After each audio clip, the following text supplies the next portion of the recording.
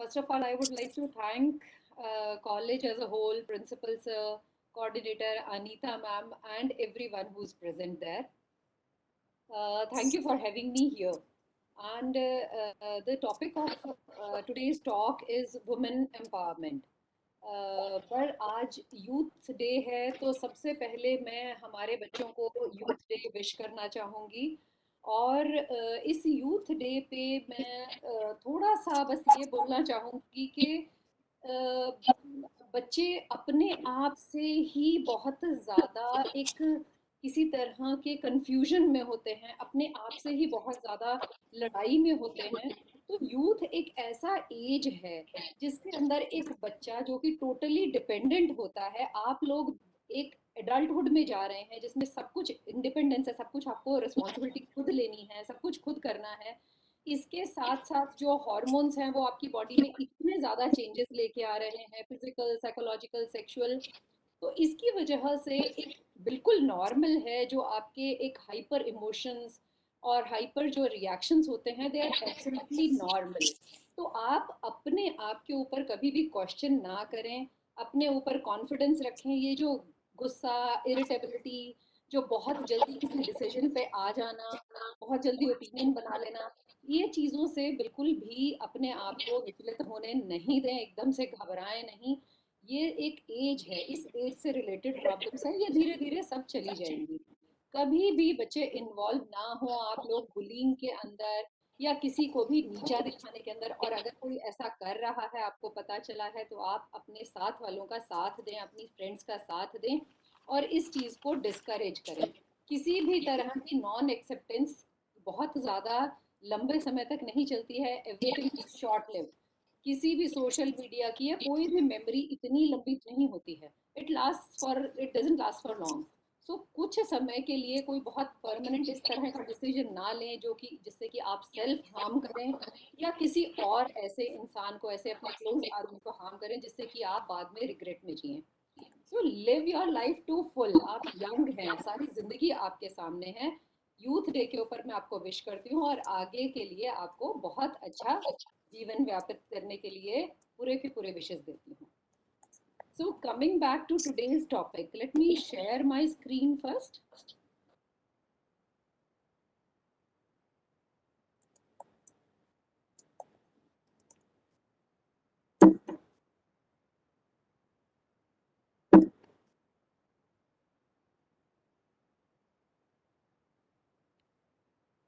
So everybody is able to see? Yes. Okay. So the topic of today's talk is women empowerment. I'm Dr. Renu Yadav, RV hospital की मैं director हूँ और आज मैं आपको women empowerment के बारे में बताऊंगी। वुमेन एम्पावरमेंट कोई एक ऐसी चीज नहीं है जो हमारे हाथ में है या गवर्नमेंट के हाथ में है और आप उसको किसी को दे सकते हो। It is a process, it is rather a very slow process, multi pronged. बहुत सारी चीजें मिलके ये एक प्रोसेस बनता है जिससे कि हम अपनी लेडीज को, अपनी वुमेन को, अपनी लड़कियों को एम्पावर कर सकते हैं, उनको ये शक्ति दे सकते हैं, इक्विप कर सकते हैं उनको, ताकि वो अपनी जिंदगी के जो महत्वपूर्ण डिसीजंस हैं, जो लाइफ चेंजिंग डिसीजंस हैं, वो खुद से अपने आप ले सकें। खुद अपने आप कोई भी डिसीजन लेने के लिए आपको अपनी लड़कियों को, अपने लेडीज को सिखाना भी पड़ता है, समझाना पड़ता है। तो they should be educated, they should be knowing how to invest and everything. सब कुछ के बारे में हमें उन्हें नॉलेज देना है, उन्हें इक्विप करना है। तो women empowerment is about equipping, providing them knowledge and then to allow them to take their decisions on their own. So जो भी इस ये वुमेन एम्पावरमेंट जो है, ये बेसिकली एक वो एक इस तरह का टूल है कि जो हमें इक्वल अपॉर्चुनिटीज प्रोवाइड करने के लिए बताता है, जिससे कि हम लोग किसी भी जगह, कहीं पे भी, चाहे वो हम घर पे हों, चाहे हम वर्क प्लेस पे हों, चाहे हम पढ़ाई में हों, कहीं पे भी इक्वल अपॉर्चुनिटीज देगा as compared to the men. तो हमें हर तरह से सेम अपॉर्चुनिटीज मिलने चाहिए एज एज वुमेन। ये हमें वुमेन एम्पावरमेंट का मतलब होता है हम किसी भी तरह की रेस्ट्रिक्शंस और लिमिटेशंस के अंदर अपने आप को ना बांधे, हम अपने आप को किसी भी तरह से रोके नहीं। आप फ्री हो, जो भी आपके डिसीजंस हो उनको करने के लिए, उनको देखने के लिए एक प्रोसेस है जिसमें कि हम लोग अपने रोल्स को डिफाइन करते हैं। We take control of our lifes, our selves, अपने चॉइसेस बनाना, खुद की सेल्फ रिस्पेक्ट करना, दूसरों को इज्जत करना तो हमें सिखाया जाता है बचपन से। बट जो हमें नहीं बताया जाता है वो है कि हम खुद की इज्जत करें। तो अपने आप को सेल्फ रिलायंट बनाना, खुद अपनी इज्जत करना, सोशली और इकोनॉमिकली इंडिपेंडेंट होना, ये सब कुछ बहुत ज़्यादा ज़रूरी है। वैसे तो इंडिया के अंदर सभी को इक्वल ह्यूमन राइट्स मिलते हैं, लेकिन फिर भी एक बहुत दुख की बात है कि डिस्पैरिटी हमें हर जगह बहुत ही इजीली देखने के लिए मिल जाती है, चाहे वो घर हो चाहे कोई भी हो। There is a significant gap by the in which way the society deals with men and women। और ये छोटी छोटी चीजें जो बचपन से हमारे दिमाग में डाल दी जाती हैं, लेटर ऑन ये बढ़ के बहुत ही कॉम्प्लेक्स और ग्रीवियस प्रॉब्लम्स का रूप ले लेती हैं।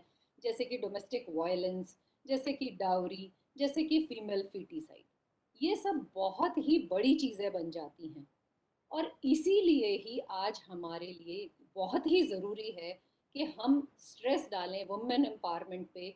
This is becoming a crying call of the hour, because अगर हम ये चीज़ नहीं करेंगे, अगर हम आज अपनी लेडीज़ को एम्पावर नहीं करेंगे, तो हम आगे इस समाज को किस तरफ लेके जा रहे हैं वो सबको पता है। अलग अलग तरह के क्राइम्स, अब्यूज, सेक्सुअल अब्यूज हर तरह का बढ़ता जा रहा है, रेप्स हर दूसरे दिन सुनने को आते हैं। So we have to, this is a high time that we have to empower the women to take control of her life on her own. अपनी जिंदगी की बागडोर को उसको अपने हाथ में लेना आना है जिससे कि ये प्रॉब्लम्स जैसे फीमेल फिटिसाइड और ये सब प्रॉब्लम्स हम लोग खत्म कर सकें। तो क्या क्या तरीके हैं, किस तरह से हम लोग, डिस्क्रिमिनेशन हमारे समाज में होता आया है, क्या क्या तरीके हैं जिस तरह से हम एम्पावरमेंट कर सकते हैं लेडीज़ की। सो बेसिकली हम इसको 5 पार्ट्स में डिवाइड कर सकते हैं।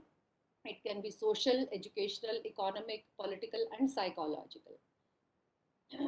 सोशल एम्पावरमेंट वो है जो हम हर रोज दिन भर अपने घर में देखते हैं। बचपन से जब से शुरू होते हैं हम ये देखते हैं कि कोई भी अच्छी चीज आई है, कोई भी मिठाई या कोई नट्स या कुछ भी इस तरह की जो फेवरेट चीज होती है घर में सबकी, अगर वो आती है तो वो सबसे पहले जो मेल मेंबर्स होते हैं उनको ऑफर होता है। जैसे सबसे पहले पापा खाते हैं, फिर उसके बाद बेटे को मिलता है। अगर वो चीज रह जाती है तो वो माँ और बेटी के पास आती है। ये हम लोगों ने बहुत कॉमन है जो कि बचपन से देखा है। डिस्क्रिमिनेशन यहीं से शुरू होता है, राइट फ्रॉम द चाइल्डहुड से शुरू होता है। कोई भी चीज़ आपको आपकी पसंद से मिलने की जगह उसकी इम्पोर्टेंस से मिलती है, और पहले मेल मेंबर्स और फिर उसके बाद फीमेल मेंबर्स को। इसी तरह से एजुकेशन, आजकल बेसिक एजुकेशन नॉर्मली फ्री हो गई है, ये समझ लीजिए। तो बेसिक एजुकेशन फिर भी अचीवेबल है लड़कियों को, बट एडवांस्ड एजुकेशन में हमेशा प्रॉब्लम आती है। Girls are not offered advanced education. Then comes freedom, freedom to speak out, freedom to place your opinion about anything which is going on। जो घर में कोई बात हो रही है, कुछ भी चल रहा है, आम तौर पे कोई परिवार में सब लोग बैठ के बातें कर रहे हैं तो उसके अंदर या तो घर की लेडीज को बुलाया नहीं जाता है, या सब आदमी लोग बैठ के उस चीज के बारे में जो बहुत महत्वपूर्ण फैसले होते हैं वो ले लेते हैं। बच्चों को इस चीज में इन्वॉल्व नहीं करता, बच्ची बेटियों को उसके अंदर नहीं बैठने के लिए अलाउ किया जाता। स्पेसिफिक टाइम है, जब घर से बाहर लड़की निकलती है तो उसको समय दिया जाता है कि आप 1 घंटे के लिए बाहर जा सकते हैं या 2 घंटे के लिए बाहर जा सकते हैं। सो ये freedom of speaking, freedom to go out, freedom to do whatever you want, this freedom हम लोग बचपन से देखते हैं कि ये फ्रीडम हमें हमारे घरों में नहीं मिलती है। देन इसी से रिलेटेड अर्ली मैरिज आ जाता है। जब आपको एडवांस्ड एजुकेशन नहीं मिलेगी, जब आपको आपका मर्जी का बोलने का नहीं मिलेगा, तो आपको जितनी जल्दी एक रिस्पॉन्सिबिलिटी जो पेरेंट्स समझते हैं लड़कियों को अपने सिर से, तो पेरेंट्स को लगता है जल्दी से जल्दी हम शादी करके और इसकी रिस्पॉन्सिबिलिटी को अपने सर से हटा दें। तो अर्ली मैरिज की प्रॉब्लम, सो दैट आगे जाके जो भी हो, अब मैरिज से new new set of problem start for the ladies. Sacrifices, कोई भी सेक्रीफाइस अगर करना होगा, अगर एक लड़की को जॉब अगर छोड़ना है, अगर उसका फैमिली के टाइम के हिसाब से उसकी जॉब ठीक नहीं हो रही, तो वो जॉब लेडी छोड़ेगी। अगर कहीं पे हस्बैंड का ट्रांसफर होता है, तो उसके साथ जाने के लिए लड़की को ही जॉब छोड़ के सब कुछ रीएडजस्ट करके नई जगह पे जाना है। तो हर तरह के सेक्रीफाइसेस एक्सपेक्ट किया जाता है कि जो हम लेडीज हैं, जो लड़कियां हैं, वो ही करें। धीरे धीरे इस तरह से जब पढ़ के हम बड़ी उम्र में आते हैं, हमारे यहाँ किसी तरह की प्रॉपर्टी में किसी पे भी कोई राइट्स, ऑल्दो हमारा कॉन्स्टिट्यूशन देने लग गया है, बट फिर भी आजकल आज देखा जाए तो आज तक ज़्यादातर लेडीज़ के नाम पे प्रॉपर्टीज़ नहीं होती हैं। यूजुअली फादर्स के नाम पे होती है और फिर उसके बाद सीधा बेटे के नाम पे जाती है। तो अगर आपके नाम पे कोई प्रॉपर्टी नहीं है, आपकी कोई से नहीं है, आपको कहीं जाने के लिए नहीं है, और हस्बैंड की ऐसे में अगर डेथ हो जाती है और बच्चा भी आपका ध्यान नहीं रखने वाला होता है, तो ऐसे में ओल्ड लेडी के पास कहीं जाने के लिए नहीं होता, and they land up in old age homes, जिनका कि हमें पता है कि कंडीशन कितनी पैथेटिक होती है, कितनी बुरी होती है। तो ये सब कारण है जिसकी वजह से हमें सेल्फ रिलायंट होना, सेल्फ कॉन्फिडेंट होना, अपने पैरों पे खड़ा होना बहुत ज़रूरी है, जो कि हमें एक किसी भी एक बड़ी उम्र में नहीं आ सकता। हमें शुरू से ही बच्चों को ही सिखाना पड़ेगा, उनको बताना पड़ेगा कि आपको किसी भी तरह से अपनी पढ़ाई, अपनी एजुकेशन किसी भी कीमत पे नहीं छोड़नी है, अपने आप को इक्विप करना है, so that you can stand for yourself. फिर वर्क प्लेस की डिस्क्रिमिनेशन की बात करें, there are so many jobs. हैरानी की बात है, कुछ एक जॉब ही ऐसे हैं जो कि आपको अलाउ ही नहीं करते हैं कि लेडीज उसके अंदर अप्लाई भी कर सकें। आज के ज़माने में भी there are jobs which are only open for men. Then there is responsibility that is given. Job अगर ज्वाइन भी आप कर लेते हैं, तो उसमें ये बोलते हैं कि आप लेडी हो, आप इतना रिस्पॉन्सिबिलिटी से नहीं काम कर पाओगे, और आपको हायर पोजीशन नहीं मिलती है, अथॉरिटेटिव पोजीशन नहीं दी जाती है, क्योंकि जो अथॉरिटी वाली पोजीशंस होती हैं, उसके ऊपर बहुत ज़्यादा टाइम देना पड़ेगा, उनके अंदर बहुत ज़्यादा क्राइसिस हैंडल करना होता है। And let me tell you, crisis handling की जहाँ तक बात है, men always take crisis handling as a do or die situation। वो या तो इधर या उधर करने में बिलीव करते हैं, और वो हमेशा ड्रास्टिक स्टेप्स लेते हैं क्राइसिस हैंडलिंग के वक्त। कभी कभी दे वर्क वेल, बट कभी कभी दे इट फॉल्स फ्लैट, और वो उस ऑर्गेनाइजेशन के लिए बहुत ही बुरा साबित होता है। But women, they are emotional, right, but वो इमोशंस के साथ, सब लोगों के साथ मिल के, और एक इस तरह का सेंसिटिव और एक सेंसिबल डिसीजन लेती हैं, जिससे कि जिससे कि सारे के सारे जो जितने भी और ऑर्गेनाइजेशन के लोग हैं, वो उसको मानते हैं, उसको एक्सेप्ट कर सकते हैं, और उनको सबको साथ में लेके चलती हैं। तो even in crisis handling, I guess ladies are far better than men. इसी तरह से जॉब पे हम लोग आमतौर पे देखते हैं कि अगर कोई लेडी बहुत स्मार्ट है, बहुत कैपेबल है, और वो अपने 10 जो कुलीग्स हैं, जो मेन हैं, उनसे आगे बढ़ गई है, उनसे ज़्यादा अच्छा कर रही है, डायनेमिक है, she is rising about all the men, तो बहुत इजीली ये समाज या वो लोग या वो उसके कलीग्स उसको ऑब्जेक्टिफाई कर देते हैं। उसको बोलते हैं कि you are playing your women card and you are taking undue advantage of being women. तुम औरत होने का जो कैश कार्ड जो है उसको कैश कर रही हो, तुम पटा लेते हो, तुम कुछ भी कर रहे हो। तो इस तरह की जो ऑब्जेक्टिफिकेशन है, ये भी एक डिस्क्रिमिनेशन है। कोई आदमी जब आगे बढ़ता है, तो उसको ये नहीं बोला जाता है। वो अगर कोई मैन आगे राइज करे, तो इसका मतलब वो अपनी लाइकी की वजह से आगे बढ़ रहा है। लेकिन अगर कोई लेडी आगे बढ़ रही है, तो उसके लिए वो अपना बीइंग अ वुमन वाला कार्ड यूज कर रही है। So this is something very wrong that is going on in the society. Then there is pay disparity. Same काम के लिए जो आदमी करते हैं, सेम काम अगर वो लेडीज करती हैं, उसके लिए उनको कम सैलरी ऑफर करना, ये बहुत कॉमन वो बात है। तो हमें we all have to stand for it. हम सब लोगों को इसके लिए खड़ा होना पड़ेगा और अपनी आवाज़ करनी पड़ेगी। बट ये हम चीज़ें अगेन, क्यों इन इस उम्र के आपके बच्चों का कॉलेज के लेवल पे ये एक वुमेन एम्पावरमेंट का जो टीचर्स ने टॉपिक रखा है, उसका मेन रीजन ही ये है, क्योंकि आप कल हैं हमारा, आप फ्यूचर हैं हमारा। अगर आप ये सब क्वालिटीज अपने अंदर आज से इनकलकेट नहीं करेंगे, तो किसी भी तरह का कोई चेंज हम कभी भी समाज में एक्सपेक्ट कर ही नहीं सकते हैं। Then there is educational empowerment. कभी भी किसी भी चीज को करने के लिए हमें कोई टूल की जरूरत होती है, और अगर हम समाज में कोई चेंज लेके आना चाहते हैं तो उसका सबसे इम्पॉर्टेंट टूल होता है एजुकेशन। जब तक हम अपने आप को एजुकेट नहीं करेंगे, जब तक हमें ये ही नहीं पता होगा कि क्या काम किस तरह से होना चाहिए, अगर हमारे पास कोई भी डिग्री है उसके लिए हम क्या क्या चीज़ में अप्लाई कर सकते हैं, इंस्टीट्यूशंस के बारे में नॉलेज नहीं होगी, अगर हम जॉब करते हैं तो उस मनी को इन्वेस्टमेंट के बारे में हमारे पास नॉलेज नहीं होगी, तो हमारे पास किसी भी तरह की कोई एम्पावरमेंट का कोई फायदा नहीं है। तो we have to educate ourselves about everything. जो भी हमारी डे टू डे एक्टिविटीज हैं, किसी भी चीज़ के, पैसे को हैंडलिंग के बारे में, अपने रूल्स के बारे में, अपनी राइट्स के बारे में, हमें अपने आप को एजुकेट करना पड़ेगा। जब तक हम एजुकेट नहीं करेंगे, ये फ्रीडम ऑफ फ्रॉम डिप्रिवेशन हमारा नहीं होगा। We have to have an access to knowledge base and information system. We have to have information. क्या किस तरह से किया जाए, जब इंफॉर्मेशन होगा तभी हम उस चीज़ के लिए आगे बढ़ सकते हैं। Then comes the economic empowerment. Economic empowerment सबसे, एक मैं बोलूँगी, फाउंडेशन स्टोन है। बिना इकोनॉमिक एम्पावरमेंट के हम लोग कुछ कर ही नहीं सकते। जब तक हमारे पास पैसा नहीं है, पावर नहीं है, तब तक हम किसी भी तरह से आगे बढ़ने की क्षमता ही नहीं रखते हैं। It is the powerful most tool for the sustainable economic growth and social development. Economic self sufficiency के बिना किसी भी तरह का राइट्स और स्कोप दे आर मीनिंगलेस। तो हमें हमारे पास पैसा भी होना चाहिए, डिसीजन मेकिंग पावर भी होनी चाहिए, और एजुकेशन भी होना चाहिए। हमें उस चीज़ के बारे में नॉलेज भी होनी चाहिए कि हमें उसको किस तरह से यूज़ करना है, किस तरह से अपनी डिसीजन मेकिंग जो पावर है उसको यूटिलाइज करना है।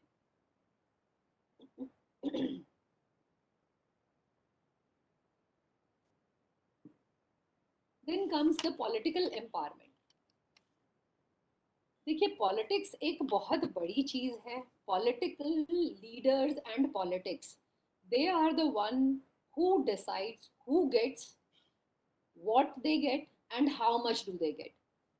जब हम लोग पॉलिटिक्स के अंदर, जब तक हम एंटर नहीं करेंगे, जब तक हम पार्टिसिपेट नहीं करेंगे, तब तक हम लोग उस, जब माहौल में ही नहीं जाएंगे, उस एरिया में ही नहीं जाएंगे, तब तक हम किस तरह से एक्सपेक्ट कर सकते हैं that we will be participating in decision making, या फिर जो भी, जो ये जो आजकल का माहौल चल रहा है उसको हम किस तरह से इफेक्टिवली चैलेंज कर सकते हैं। जो एग्जिस्टिंग जो पावर स्ट्रक्चर है, जो पेट्रियार्कियल हमारी आइडियोलॉजी है, जो पितृ प्रधान जो हमारा चल रहा है, जो मैन से जो लीडर जो हमारी सोसाइटी जो चल रही है, उसको हमें चैलेंज हम किस तरह से कर पाएंगे।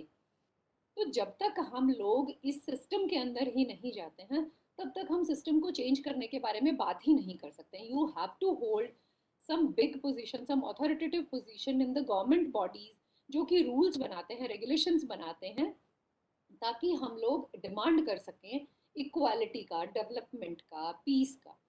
इन लॉन्गर रन ये सब कुछ एक हाउस होल्ड के लिए नहीं है। आपके हाउस होल्ड पे तो ये इफेक्ट करेगा ही करेगा, बट ये सोसाइटी और नेशन की डेवलपमेंट में भी बहुत ही ज़्यादा पार्टिसिपेट करने वाला है।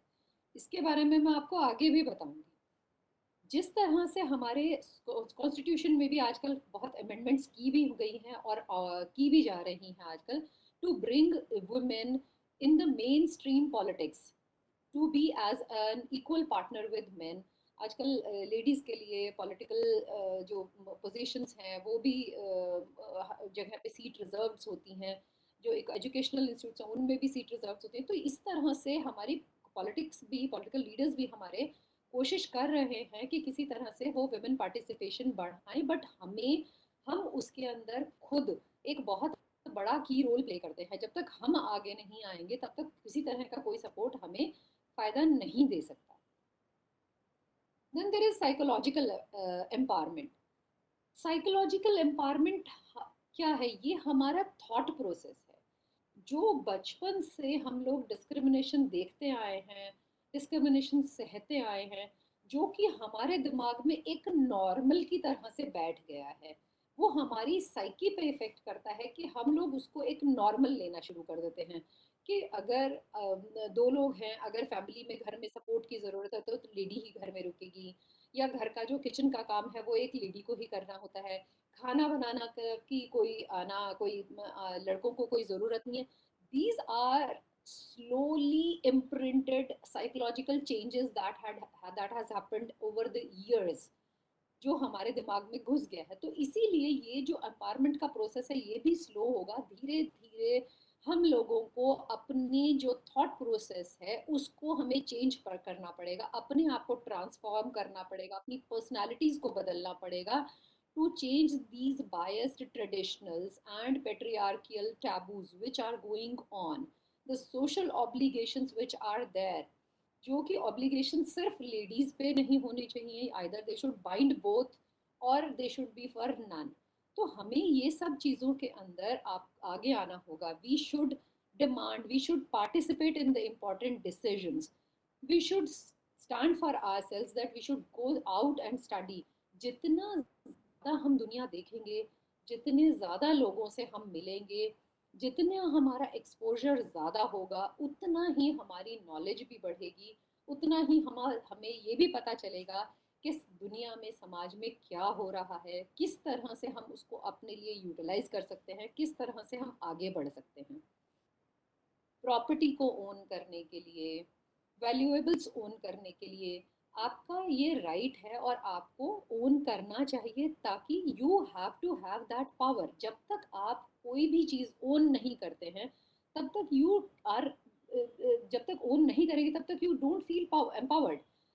व्हेन यू ओन दैट, जो भी पावर है, प्रॉपर्टी आपका नाम पे है, जिस घर पे आप रह रहे हैं अगर वो आपके नाम पे है, तो it is natural to feel psychologically empowered and self confident. आपके अंदर एक बात ही अलग होती है जब आपको पता है कि आपके पीछे सपोर्ट सिस्टम है, that you have things in your name and you have got that right कि वो आप किसी को दे सकते हैं जिसको आप चाहें।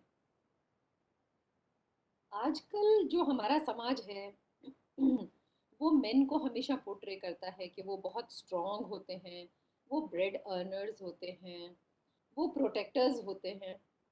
But let me tell you, हमारी हिस्ट्री ऐसा कभी भी नहीं कहती है, हमारी माइथोलॉजी ऐसा कभी भी नहीं कहती है, हमारे वेदों ने ये बात कभी भी नहीं सिखाई है।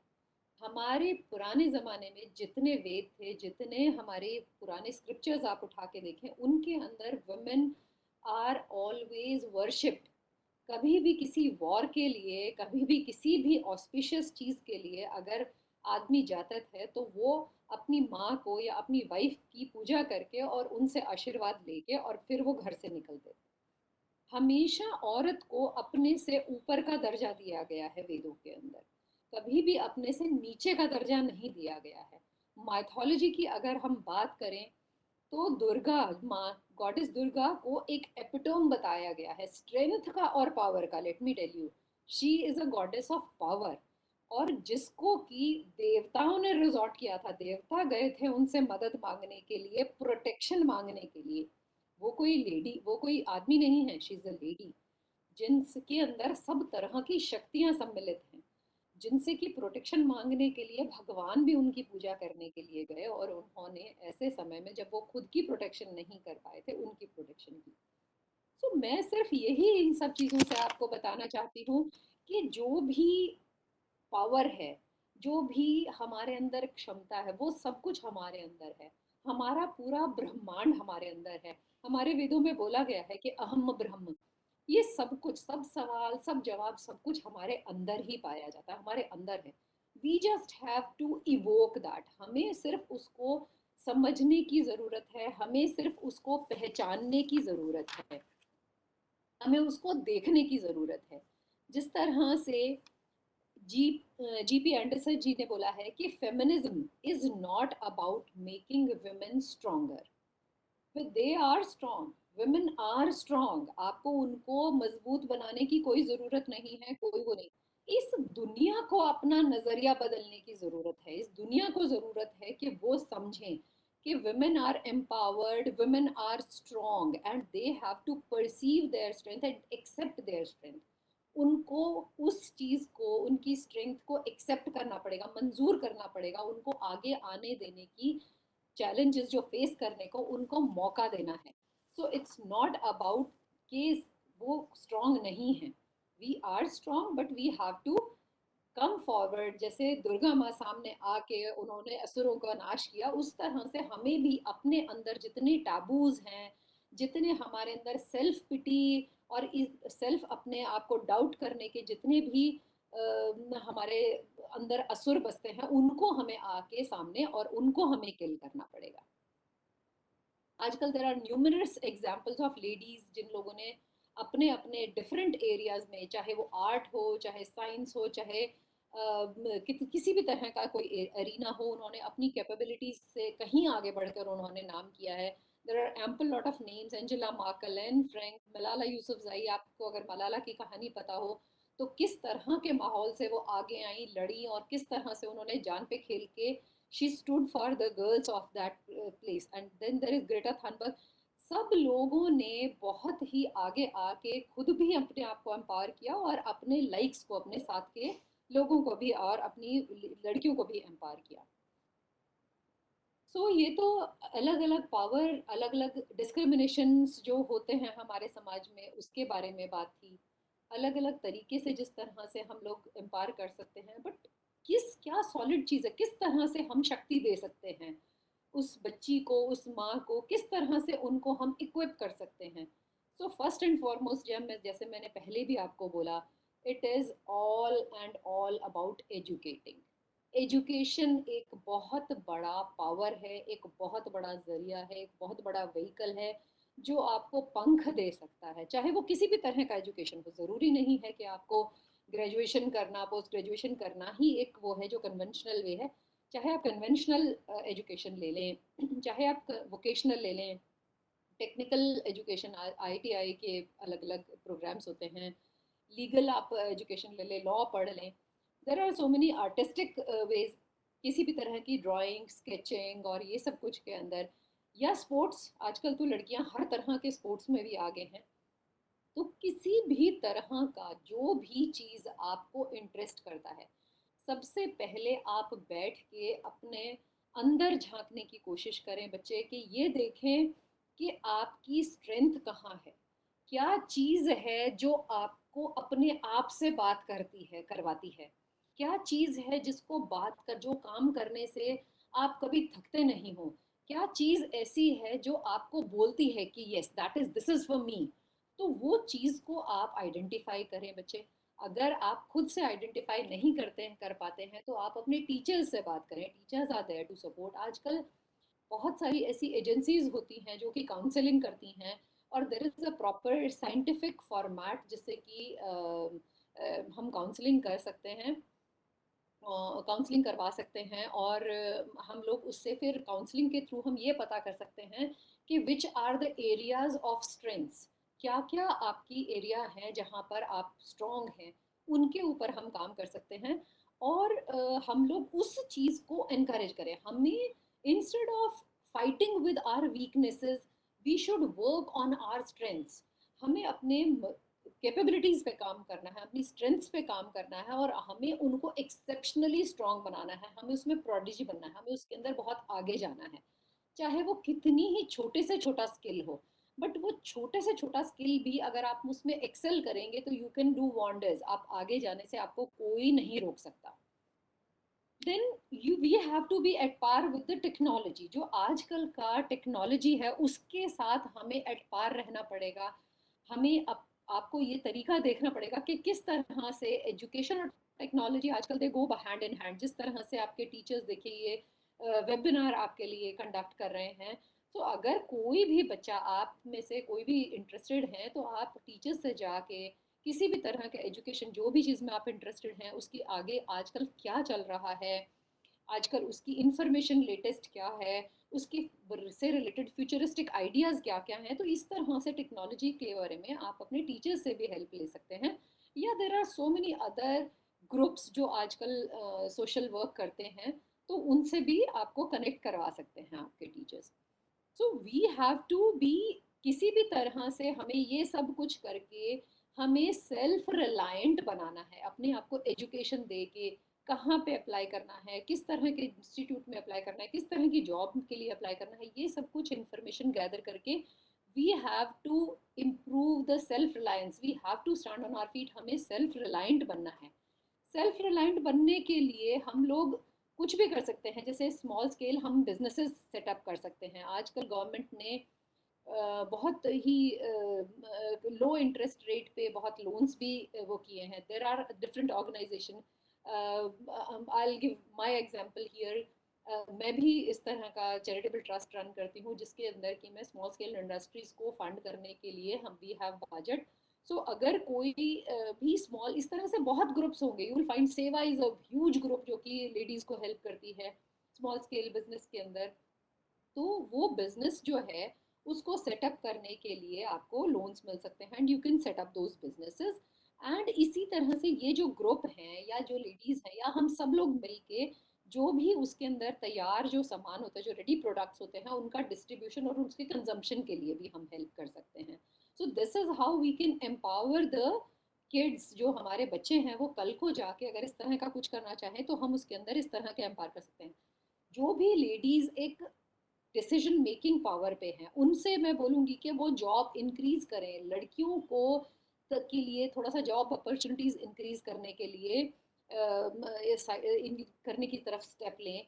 एक जो वर्क एनवायरनमेंट है वो हम अपने बच्चों के लिए अच्छा सेट करें। तो जहाँ पर भी आप खुद काम करते हैं वहाँ पे ट्राई करें कि जितना भी अच्छा आप वर्क एनवायरनमेंट सेट कर सकते हैं वो वर्क एनवायरनमेंट आप अच्छा सेट करें। अच्छी उनको आगे बढ़ने की क्षमता दी जाए, आगे बढ़ने के अच्छे उनको मौके दिए जाएं। Then there are many women help organizations and groups जो कि बहुत एक्टिवली काम करते हैं। जैसे मैंने बताया सेवा ऑर्गेनाइजेशन है। तो अगर आपको लगता है कि आप कुछ स्पेशल करना चाहते हैं तो आप अपने टीचर्स से भी बात कर सकते हैं। They can guide you to these groups, they can tell you कि कैसे वो उसके ग्रुप्स में जाना है। और अगर आप ऑलरेडी एम्पावर्ड हैं, अगर आप किसी अच्छे अथॉरिटेटिव पोजीशन में हैं, तो you should always make sure कि किसी ना किसी तरह से आप सोसाइटी को वापस दें। किसी न किसी तरह से या तो आप इन ग्रुप्स को स्ट्रेंथन करें या कोई नया ग्रुप मिलके करें। एंड मैं आप लोगों को इसी में जगह पे एक एग्जांपल देना चाहूँगी कि एक दिन मैं एक स्कूल के अंदर इसी तरह से कोई मोटिवेशनल टॉक देने के लिए गई थी। It was a government school, और वो बच्चे 11th और 12th के बच्चे थे वहाँ पर। और वहाँ पे एक बहुत पुअर लड़की जो कि माइग्रेंट्स थे, बिहार के किसी गांव से आए हुए थे, वो बच्ची वहाँ पे बहुत एक्टिवली सब कुछ ऑर्गेनाइज करने में मदद कर रही थी, बहुत एक्टिवली पार्टिसिपेट कर रही थी। तो जैसे इंटरेस्ट होता है, बहुत प्यारा सा बच्चा लगा। मैंने उससे जाके बात किया थोड़ा सा टॉक के बाद कि बेटा आप क्या करना चाहते हो। तो उसने कहा मेरा सपना है कि जैसे ये स्कूल है इससे भी अच्छा स्कूल मैं अपने गांव में जाके बनाऊं, क्योंकि हमारे यहाँ पर कोई भी एजुकेशन का वो नहीं है और हमें 50-50 किलोमीटर दूर स्कूल है और किसी भी तरह का कोई वो नहीं है। तो मैं अपने दो कुछ एक फ्रेंड्स के साथ एक इस तरह का स्कूल सेटअप करना चाहती हूँ। उस बच्चे के पास वो देयर माइग्रेंट्स लेबरर्स हैं, उसके जो पेरेंट्स हैं देयर लेबरर्स, बट उसके अंदर इतना स्ट्रेंथ है, इतना पावर है कि वो इतना आगे सोच सकती है कि उसको क्लैरिटी है कि किस तरह से। सो ऐसा बिल्कुल भी कुछ नहीं है कि आप इस एज में जब आपके हाथ में कुछ नहीं है तो आप एम्पावर्ड नहीं है। एम्पावरमेंट और स्ट्रेंथ ये सब कुछ हमारे दिमाग से चलता है। You don't need to have money in your hand to be empowered, although it is a very important part. But अगर आपके पास बहुत दिल है, अगर आपके आप उस चीज में बिलीव करते हैं, तो let me tell you investors आपको मिल जाते हैं। आपके टीचर्स ही आपके लिए इन्वेस्टर्स ढूंढ लेंगे, आपके टीचर्स ही कंट्रीब्यूट कर देंगे। कभी भी आज तक मैंने कोई ऐसा टीचर नहीं देखा, and I really appreciate teachers for that. आप सब लोगों को हैट्स ऑफ कि कभी भी कोई टीचर ऐसा नहीं है जो अगर इंटेलिजेंट बच्चा है उसको सपोर्ट ना करे। हर एक आदमी आके आगे आके सपोर्ट करता है। हर एक आदमी अगर किसी चीज के लिए आप डेडिकेटेड हो आपको सपोर्ट करेगा। तो हमें अपने आप को भी सपोर्ट करना है और अपने जैसे और भी जो लोग हैं जो कुछ करना चाहते हैं, जो भी सोसाइटी में डिफरेंस लेकर आना चाहते हैं, हमें उनको भी सपोर्ट करना है। then we should not take a seat back to participate in the political process. अगर आप कल को पॉलिटिक्स में खड़ा होना चाहते हैं, बिल्कुल इस चीज़ को आगे परस्यू कीजिए, आज से ही पार्टिसिपेट कीजिए, अपने कॉलेज में खड़े होइए ताकि आगे जाके आपको उसका एक्सपोजर मिले। जब तक आप इस सिस्टम के अंदर नहीं घुसेंगे, आप सिस्टम को चेंज नहीं कर सकते हैं। Have this thing in your mind. Then we have to help women जो कि दूसरे को मदद करना चाहती हैं, जैसे कि मैंने आपको उस बच्ची के बारे में बताया। तो वो जो हमें ऐसे लोगों को भी हेल्प करना है जो दूसरे लोगों को हेल्प करना चाहते हैं। तो we have to help each other and make this a good place. किस तरह से अब हम एम्पावरमेंट के बारे में तो बात करते हैं कि वुमेन एम्पावरमेंट जरूरी है वो है, लेकिन क्यों, किस लिए जरूरी है वुमेन एम्पावरमेंट? क्या हो जाएगा? लाइफ अभी भी चल रही है, जिंदगी अभी भी चल रही है, सब कुछ अभी भी हो रहा है, धीरे धीरे सब कुछ ठीक होते जा रहा है, धीरे धीरे सब कुछ और ठीक हो जाएगा, we can live with this hope. But आज ऐसा जो मैंने शुरू में बोला, that this is the crying call of the hour, ये एक ऐसा चीख चीख के अपनी तरफ ध्यान बटोर रही है, ध्यान लाने की जरूरत है इस समय में वुमेन एम्पावरमेंट के लिए। क्यों, किस लिए?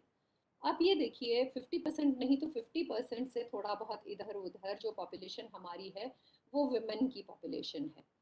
हम जो लेडीज हैं, जो औरतें हैं, वो आधा वर्कफोर्स बनाते हैं। तो अगर हमारा लेडीज को हम एम्पावर करते हैं, हम अगर उनको पढ़ाते हैं, उनको जॉब अपॉर्चुनिटीज देते हैं, हम उनको अपनी वर्कफोर्स में जोड़ लेते हैं, तो हमारी वर्कफोर्स डबल हो जाती है।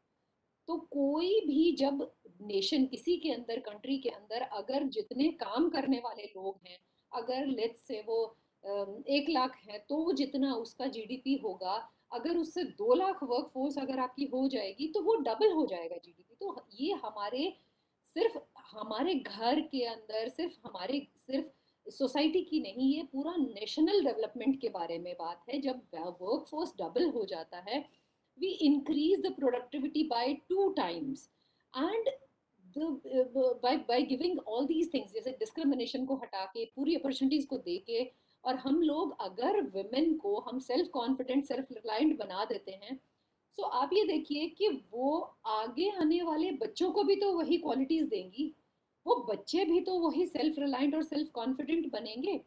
तो इस तरह से हम एक ही जनरेशन में पूरा समाज हम बदलने की क्षमता रखते हैं, अगर हम अपने आज के बच्चों को पढ़ाते हैं। किसी ने बहुत सही कहा है कि अगर आप एक आदमी को पढ़ाते हैं, वो खुद अपना फायदा, उसका खुद का फायदा होता है। अगर हम एक वुमेन को पढ़ाते हैं तो उसके पूरे परिवार का फायदा होता है। लेकिन अगर हम एक लड़की को पढ़ाते हैं, एक लड़की को एम्पावर करते हैं, उसको हम लोग सिखाते हैं, उसको अपॉर्चुनिटीज देते हैं, तो हम सिर्फ उस परिवार, उस लड़की का, हम उस परिवार का नहीं, हम पूरे समाज का भला करते हैं, हम पूरे देश का भला करते हैं, क्योंकि वो आने वाला कल है, वो इस समाज को बनाएगी, वो आगे जाके सबके अंदर वो स्प्रेड करेगी। तो ये एक बहुत इंपॉर्टेंट चीज़ है कि हम अपनी गर्ल्स को एम्पावर करें, उन्हें पढ़ाएं। अगर हमारी लड़कियां एम्पावर हो जाती हैं, तो आप ये देखिए कि जिस तरह के भी क्राइम्स आजकल बहुत ज़्यादा बढ़ते जा रहे हैं, एवरी अदर डे हम लोग, एक छोटी सी जगह में भी रहते हैं, वहां पर भी हम लोगों को हर दूसरे दिन रेप के केसेस सुनते हैं, डोमेस्टिक वायलेंस हर दूसरे घर के अंदर होता है, सेक्सुअल हरासमेंट ज़्यादातर वर्क प्लेसेस पे होता है। तो ये सब जो भी क्राइम्स हैं, ये अपने आप खत्म हो जाएंगे जब हमारी लड़कियां, they know that they are standing strong on their feet, जब उन्हें पता है कि हमारे अंदर ये पावर है, हम इस चीज़ को नहीं बर्दाश्त करेंगे, दिल स्टैंड, तो धीरे धीरे ये सब क्राइम्स अपने आप खत्म हो जाएंगे, and the society will be becoming a better place to live in. So women empowerment is not only important for the girl as a whole but as a nation. पूरे समाज को, पूरे देश को इस चीज़ की बहुत ज़्यादा ज़रूरत है ताकि हमारा देश आगे बढ़ सके, आगे चल सके। Then what are the challenges that we face by women empowerment? हम वुमेन एम्पावरमेंट के बारे में बात करते हैं, हम फेमिनिज्म के बारे में बात करते हैं, तो जहाँ पे भी फेमिनिज्म के बारे में बात आती है, बहुत सी लेडीज को भी मैंने देखा है, बहुत सारी लड़कियों को भी मैंने देखा है, फेमिनिज्म को जोड़ते हैं, वो फेमिनिस्ट होने का मतलब ही ये लगाते हैं कि लड़कियों को पावर करना और मेन को ओवर पावर करना. So women empowerment is, let me tell you, only about empowering women and not overpowering men. We are asking for equal opportunities. We are asking for killing the disparities, and we are not asking for generating a new kind of disparity. एक नया disparity पैदा करने के लिए हम लोग अपने समाज को, एक नया प्रॉब्लम खड़ा करने के लिए हम लोग ये सब कुछ नहीं कर रहे हैं. हम जो एग्जिस्टिंग प्रॉब्लम्स हैं उनको ख़त्म करना चाहते हैं. वुमेन के अगेंस्ट जो डिस्पैरिटी है उसको ख़त्म करना चाहते हैं, ना कि वो डिस्पैरिटी हम मेन की तरफ लेके आना चाहते हैं. So this is very wrong perception, जिसकी वजह से बहुत जगह पे हम लोगों को बहुत रेजिस्टेंस फेस करनी पड़ती है कि नहीं, अगर ऐसा हो जाएगा तो आदमी जो मेन है वो दब जाएंगे. And obviously you know the main important reason is that men they don't want to leave that dominance. उनको लगता है कि उनकी डोमिनेंस, उनके हाथ से पावर चली जाएगी तो पता नहीं क्या हो जाएगा. So we have to work hand in hand, we have to work, walk shoulder to shoulder. हमें साथ में चलना है. हमें किसी को दबाना हमारा ये मकसद नहीं है. हम किसी को दबाएं या किसी भी तरह से किसी का फायदा उठाएं, किसी को भी. एक एम्पावर्ड वुमेन को दूसरे वुमेन को एम्पावर करना चाहिए, ना कि दूसरे आदमी को या दूसरी लेडीज को दबाने की कोशिश करनी चाहिए.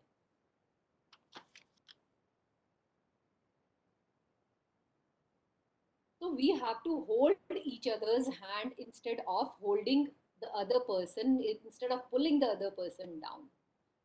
अंत में मैं एक मैसेज के साथ वाइंड अप करना चाहूँगी.